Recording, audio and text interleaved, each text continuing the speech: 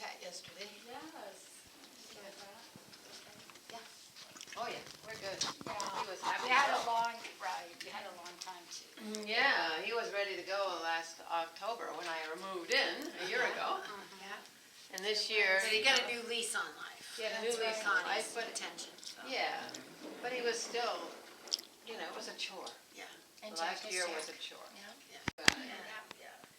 Gave him a little morphine and some stuff to get rid of the phlegm that he was kind of choking on. I'm like, am I going to sit here and watch him choke to death? It was just scary. It was scary, but it was okay. Whatever it was going to be okay. And it was quick. When it started, it was quick. Yeah, it was peaceful. So what time did he actually? Well, I looked in at 5-ish when I got up, and his eyes were open and he was breathing shallowly, so I didn't bother him. When I went back in at 5:45, he was gone. I think I'm going to go take a shower. And I'll check in a few minutes. I don't want to And that do was it around dirty. 6:40, 6:45 that I went in. But I'm glad I didn't bother him. You know, I mean, that's really a private moment of transitioning. You know, if I'd gone in there and said, "Hey, Dad, how you doing?" And so I'm glad I just let him peacefully go. But she's great. Dad loved her, and she I was used so to run happy a to see her. landscaping company, that's why I'm bald. Well, that's why she can't Go down to the run a lawnmower. landscaping company. What's that? He was a rascal. Yeah. But I'm never ever gonna forget him asking me if I was going somewhere. Yeah. She says, Jack, Oh, I'm gonna that miss was you, so and he goes, yeah, where are you going, Jeanne? He goes, "Are you going somewhere?" Oh my Is God! that what he said? Are you He going goes, somewhere? "Why? Are you going somewhere?" Then he grins at me. Oh, To Minnesota, and he goes, Minnesota. And he could barely talk. I mean, he couldn't really speak, but he just mimicked her, and so he had his humor. That was in Well, the yeah, I'll afternoon. never forget when he wanted me to come over and sit on his lap. Right. Yeah, she sat on his I lap. know. I've got a good picture of that. Kind of a, yeah. There's Carla. That we Yeah. remember it also. I'm Connie, Jack's daughter. You know, on that one, don't you? Yeah, go They ahead. just throw stuff in there. You guys are here. They got some food coming. Cheese. So. But he always had a very good sense. Hey, John. Connie, you know John. Yeah. Buckland. Judy, you know John. Yeah, it's been a Buckland. while. Good to see you, John. Pleasure. Yeah. Carla. Come on in and have a Carla. seat. Is Brian coming down? Okay. Carla was our private. Private care provider. Yeah, so she was our lifesaver. She came whenever I called. I just threw that ring out, didn't I, every time? Yeah. This is 1963 or so, in that range. And he comes from a family that was very prominent in Maine, and a great uncle of his that was governor, and he ran and had elected office, and so that's what that was about, and his time, you know, and then you've maybe seen about all of his travels, you know, they had the photography, So sorry. on very neat trips. Hi, Diane. We had a map of Brunswick, Maine. So he's been on his own for 16 years. Yeah. He had a lovely lady friend who stayed in Oregon when he moved here. So, but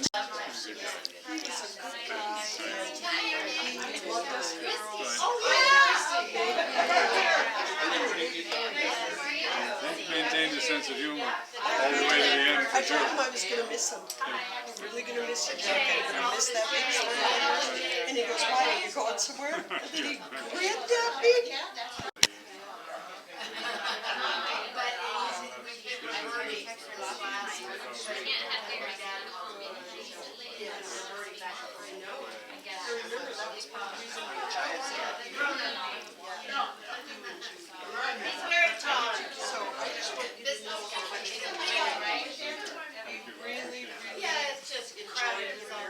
Especially that first year, because he was still pretty spry. Other than that, it's great. Right? So that first year, It's a fun video. Chris Owen was the one who To have a break, we came in thinking we wanted them out here, and there wasn't anything available, and I said, let's show you this one. Oh, good. Hey. I'm doing it someday. Yeah, I'm this Sunday.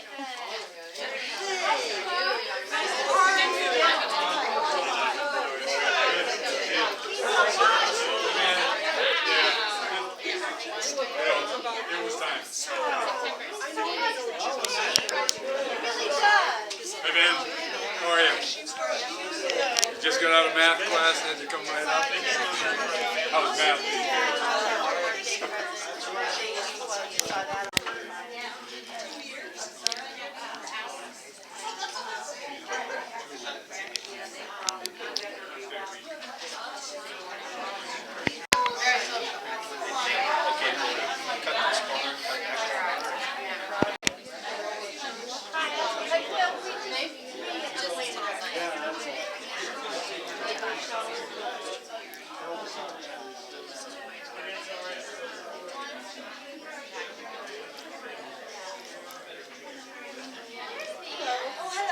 Don't mind me. This is the Jack Baxter photography exhibition. Isn't it amazing? It's really grown on me. I love it. Oh, I just said, what a life this man led. I know. I want that.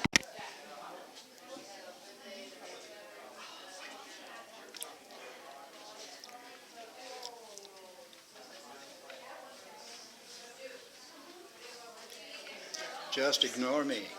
Now I want you girls in it. It gives it some life. Oh, that's the one she was talking. What is that? Standing tall. Sisters is a town in Oregon. Okay. So Judy and Connie want to say something? Yeah.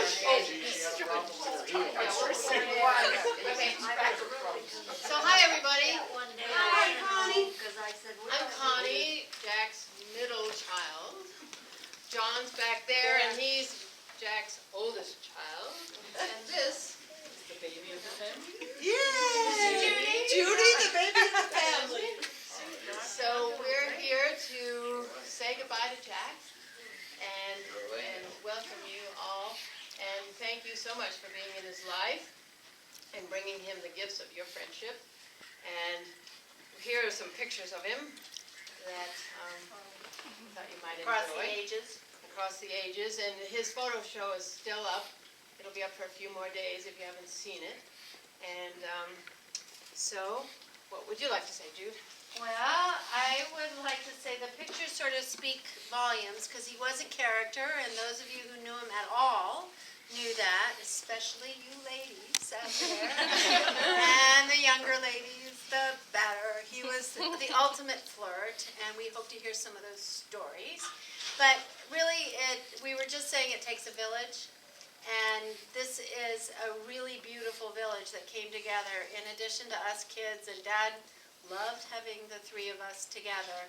But really, what made his day in and day out work was all of the love and support that came from so many sources, and especially this last year, but not just this last year.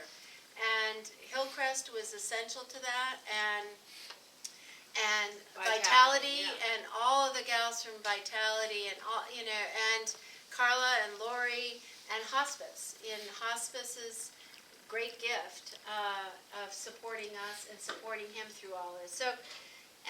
But he did it his way. Right to the very end, he did it his way, and with character and with cognizance and with a smile on his face. Absolutely. As many of you here saw him just on Wednesday afternoon, and you got a smile out of him. So I don't think we can ask for much more. He was a little bit of a trickster right up till the end, and Jeanne will tell you a little Yeah. story about that. But yeah, we just are so thankful. Andrew and I have been here for a year, and we're just hate to leave. It's just been paradise. We've just been able to be so productive here and so comfortable that it's paradise. Yeah, it's truly, really you great all are so lucky to be that here. And with Hillcrest the allows staff, that kind of flexibility. And yeah, and with the support of Vitality and Hospice, it's just, we've been able to be free and live our own lives and build our place in the world here in the Boulder, Fort Collins area with what we do, my husband and I. So it's just been a big treat. So I wanted to just read to you this little, just so you get a little sense of who Dad was. Yeah. Jack was a photographer from the age of 12 when he had his first darkroom.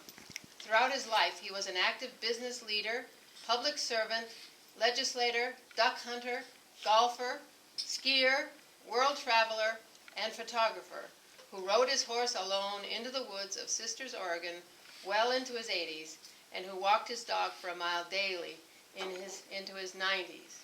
he thought that was actually the secret of his success, was walking a dog 2 miles every day for 20 years. And then Come he's hell like, or high water. wait a minute, maybe I shouldn't have done all that, because why am I living so long? Yeah. The mistake here. So he was born on March 11th, 1920, the 8th generation of Baxters in Brunswick, Maine. So how many of you are from the East Coast? There's one here, I know that. So a New Englander, we're a good old New England stock. The Baxters were known for their philanthropy and public service in political office as governors and mayors in the 1920s. Jack graduated cum laude, Phi Beta Kappa, from Bowden College in 1942 after attending Deerfield Academy, which his son followed in his footsteps. The day after his graduation, he married his high school sweetheart, Alice Comey. They settled in Pittsfield, Maine, and raised 3 children. Randy, John, born in 1943, Connie, born in 1946, and Judy, 1955. Bringing up the rear. Do the math. Jack became president of the pioneering family food processing business H.C. Baxter Brother and was majority leader of the 100th Maine legislature, as well as vice chairman of the governor's executive council, before he and Alice, with daughter Judy, moved to Oregon in 1965 when Jack merged the family business with a food company in Oregon. He merged that company with and subsequently became vice president of the Fortune 500 company AmFac and was head of their food division until his retirement in 1981. While in Oregon, Jack contributed to his community through education and gifted a scholarship in photography to Lewis and Clark College in Portland, Oregon. He and Alice moved to Black Butte Ranch in Sisters, Oregon, where Jack was able to play golf, hunt, ride his horse, ski, and generally enjoy the outdoor life between trips around the world, photographing the people and places he encountered. So this photography exhibit is still up. It'll be up for a couple of days. It's still here, so you can see that, and you can take one of these if you would like. So we've got some handouts. Thanks so much, everybody. So we'd love to have a couple of stories, just so, Okay, Joni's got one. Let's hear it, Joni. Well, sitting at the front desk, many people would come up all the time. No hesitation, that man would walk up right to the desk and say, "Can you come for a glass of wine?" What time do you get off? Yeah, what time do you get off? And we'd have a glass of wine. And at first I was like, no, you don't fraternize, you don't go to them. But after a while I'm like, heck, why not? Because he had the best wine. And when he looked at wine thing and I thought, wow. So Two, not one. Yeah, two wine refrigerators. So we would go, he'd open a bottle of wine, he'd have it all set out and everything like that. And the one picture we would look at all the time, of course it was the horses over the fireplace, but the other one was that crowd of people. And it was black and white. Yeah. And we would Eisenhower. The That's Eisenhower picture. bedroom. Not that I was in his bedroom, but Oh yeah, now the two go out. Come and see my etchings. we would look at that and I'd say, what do you think that guy was talking about? And then he would tell stories, and it's just amazing man. So glad I got to know him when I did. That was Dwight D. Eisenhower in Pittsfield, Yeah, Maine, yeah. town of 3,000 people. And In we look at the people in the 1955, crowd, I think, and it was 54, just 55. something else as I'm drinking wine. So I have a story as well that ties right into that. And who are you? So I'm David. I'm the owner of Vitality Home Health Care, and we took care of Jack for quite a long time. And he actually was our very first client here at Hillcrest. And he was a person that, in those days, I was going out to see every single client and meet them and get to know them personally. And so he and I had quite a rapport, because he would call me, and one thing about Jack is that he has opinions. And nobody knew that man had opinions. He had opinions about everything. And one of my favorite things about him, well, two. One is that he had a special way of cooking an egg that I still have not mastered. And it was very special, and I know that the ladies that came and took care of him, Jeanne and the others, knew exactly how to make his egg, and if they didn't, guess who was going to get a phone call? Because he had my number. I don't know if anybody knew that, but he actually had my cell phone number. He used to call me personally and talk to me about the issue that he had about his egg. And the other thing that's my favorite thing, when you run a home care agency, you understand people have personalities and they have certain inclinations. And I love Jack because he was the most honest, straightforward person to talk to about how he felt about the world, and he did not sugarcoat the way that he wanted things or the way that he saw things. To go to your story, he called me one time and he said, "Dave, listen, I really like what you're trying to do here, but you're screwing this up. You gotta quit sending these old ladies to me. I want young girls in my house, and they better be pretty." And so he told me that's what I want. So I'm thinking there's a link between the conversation I had and the conversation that you had with him.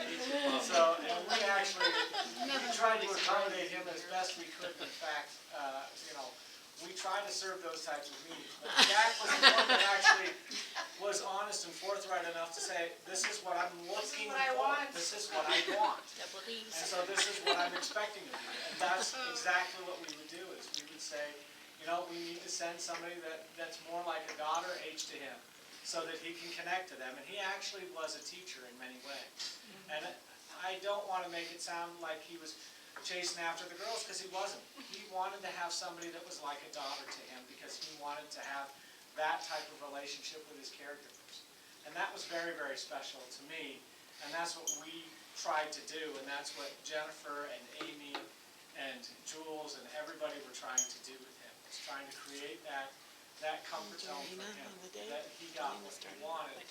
And it was an honor and a pleasure. And thank you all for letting us be a part of his life.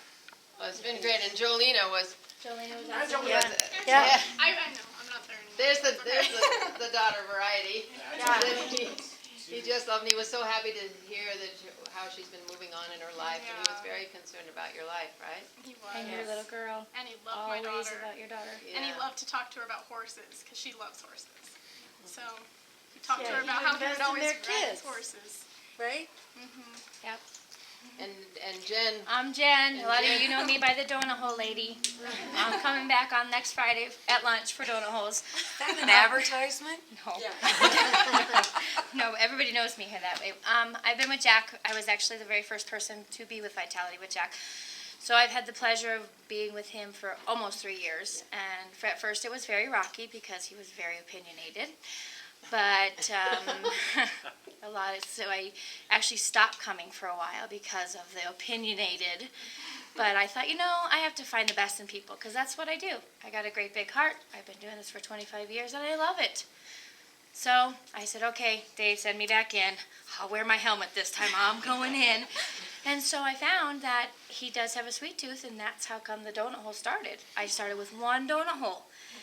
And then at the table, his whole table's like, well, why is he so special that he gets them and we don't? The next week I had to bring for the table. But then as the weeks went by, I was buying 7 dozen donut holes every Tuesday. And then I had to get busy with CNA work, and so I got taken away on a lot of the mornings. So I will be back, guys. But Jack is great. I love the stories, hopefully we'll hear more stories. But no matter what he did, he always smiled, and he loved the girls. He was awesome, and I'm just glad that I've got to know him, and thank you guys for coming. We're so always, glad you always, waited always. to Find his happy spots. Sweeter side. On so many levels. The sweet But side. it's a joy and an honor and a pleasure to work with a nice company. And I wouldn't change it for the world. I've got the biggest heart in the world. It hurts because they go, but I'm going to keep doing it. But I have a family now added to it. Yeah, we love Jen. Thank you, guys. And Carla, who's our private papers, has saved my life because she would come anytime, night or day, spend the night, she and Lorie. And so they such good care. Do you want to say anything, or you? Oh, no, yeah. Yeah, okay. We won't put you on the spot, but.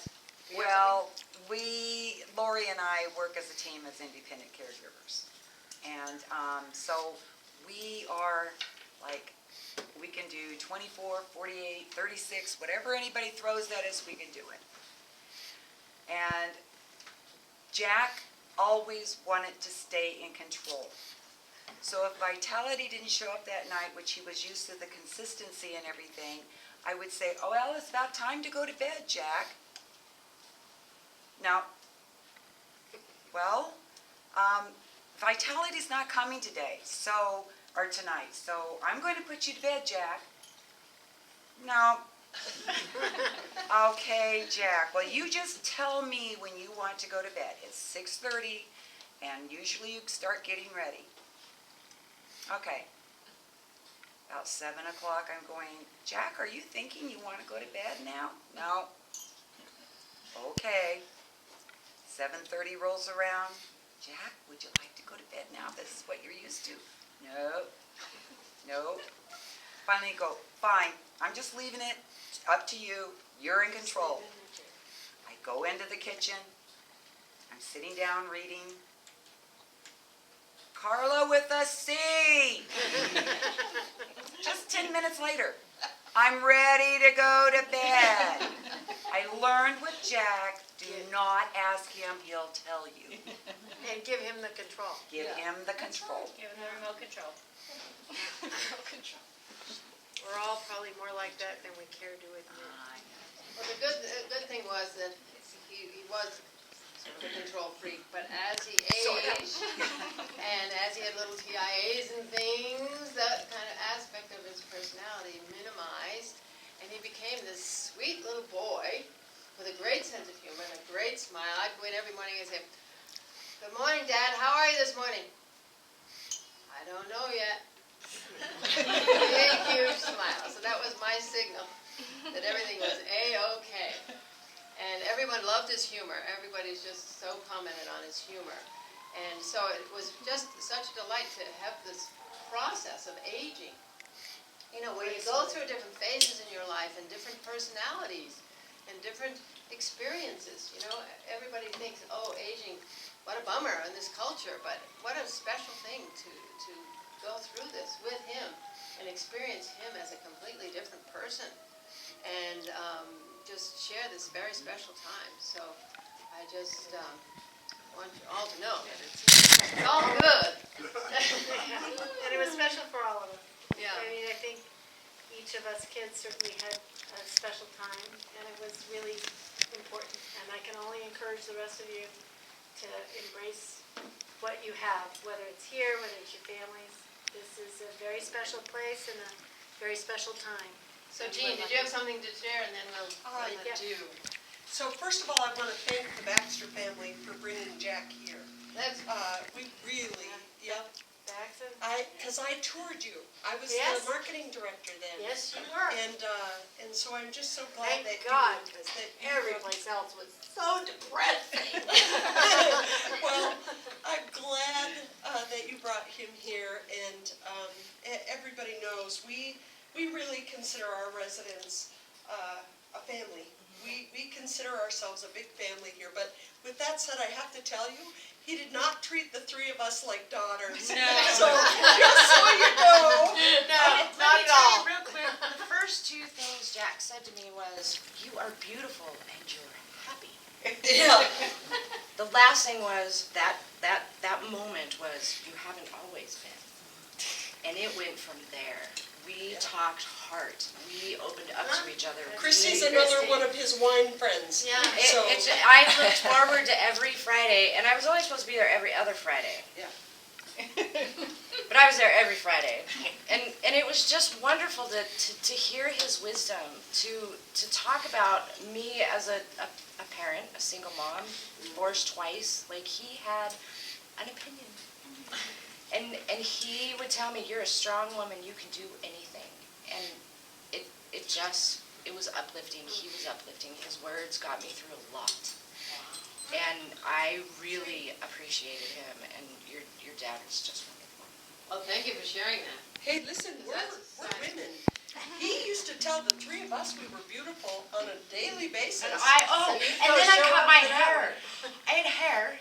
That was very long. Very long, and I went in to see him, and I almost cried. He went, "What the did you do to your hair?" I'm like, "I know, I'm sorry. I'm so sorry." He goes, "I hate it, but you're beautiful still." I think he used to critique my outfit. Oh, yeah. Why do you wear that? What is that?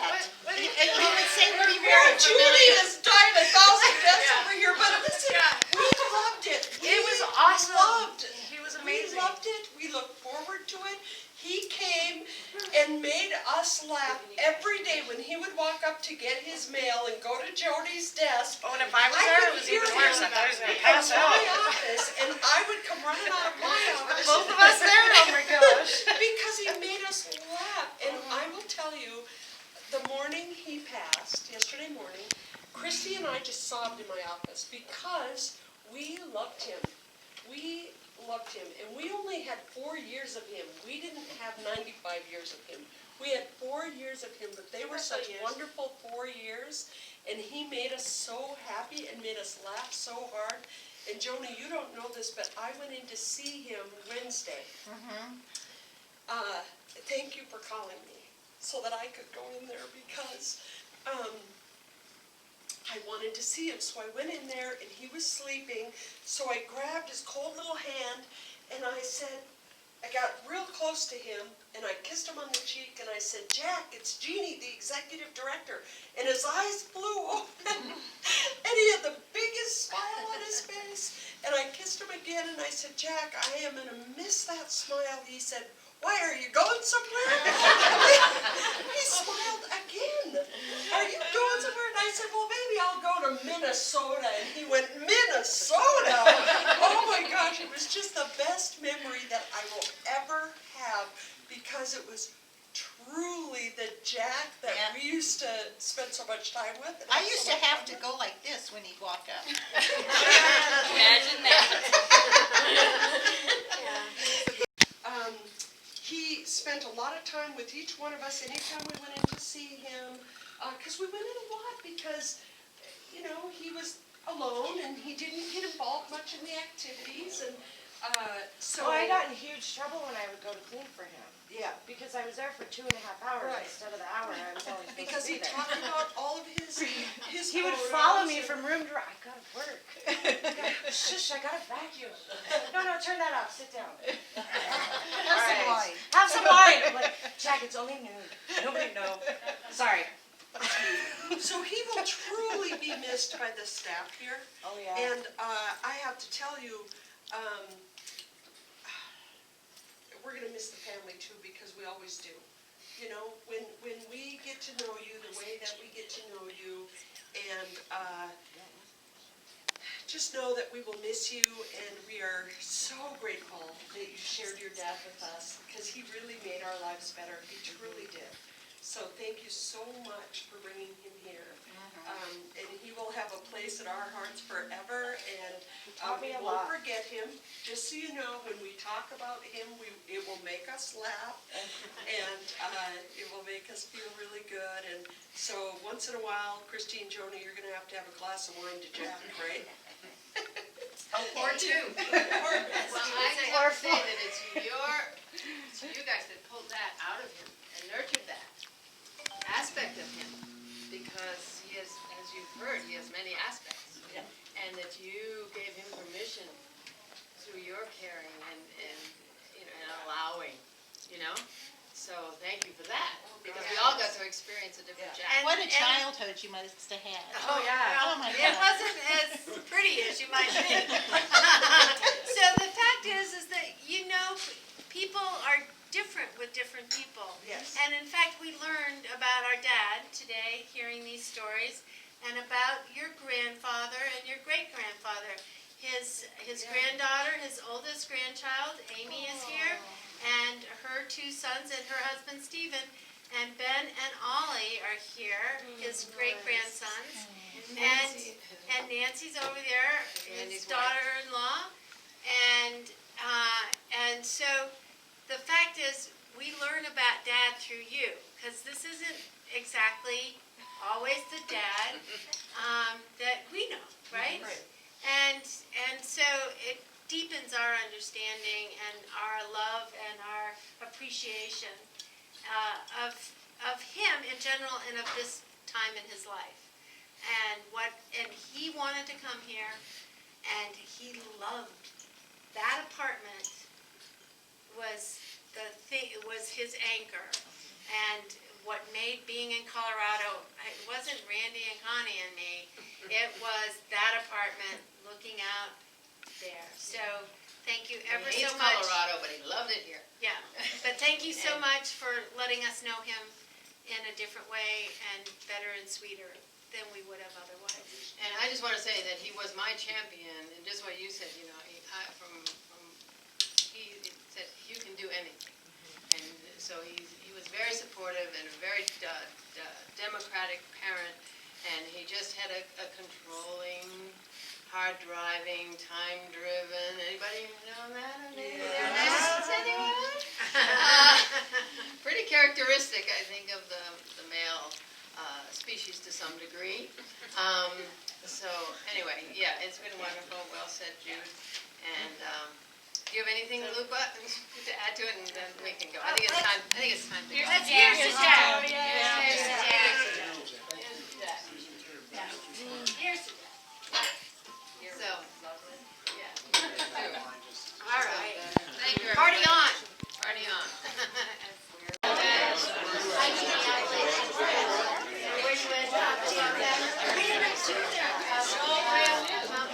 Do that again, like to take a picture? Oh, okay. But be taking a picture of them. Yeah, there you go. Nice.